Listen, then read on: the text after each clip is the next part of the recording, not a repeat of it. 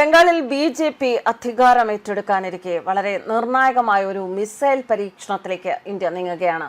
ഇത് ആർക്കൊക്കെയുള്ള വ്യക്തമായ സന്ദേശം.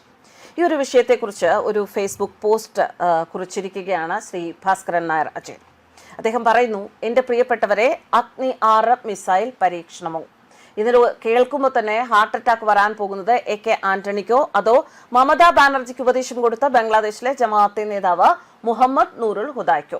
17 കോടി ജനങ്ങൾ പിന്തുണയ്ക്കും. രാജിവെക്കരുത്. പകരം ബംഗാൾ സ്വതന്ത്ര രാഷ്ട്രമാണ് എന്ന് പ്രഖ്യാപിക്കുക, കേന്ദ്ര സർക്കാരിനെതിരെ പോരാടുക എന്നാണ് അദ്ദേഹം മമതയോട് ഉപദേശിച്ചത്.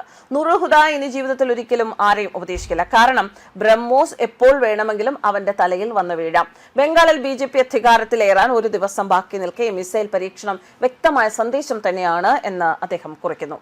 ഇന്ത്യ ഒരു മിസൈൽ പരീക്ഷണം നടത്തി. ഇന്ത്യയുടെ പ്രതിരോധ ശേഷിയിൽ ഒരു പ്രധാന ചുവടുവയ്പ് തന്നെയാണ് അത്.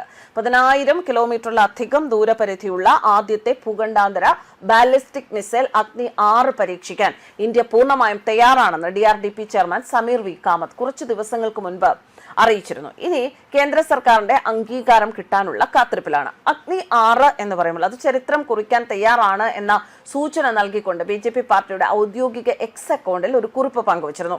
അതിന് പിന്നാലെ ബംഗാൾ ഉൾക്കടലിൽ ഒരു ദീർഘദൂര മിസൈൽ പരീക്ഷണത്തിന് മുന്നോടിയായുള്ള നോട്ടാം പുറപ്പെടുവിച്ചതും വലിയ ചർച്ചകൾക്കാണ് കാരണമായത്.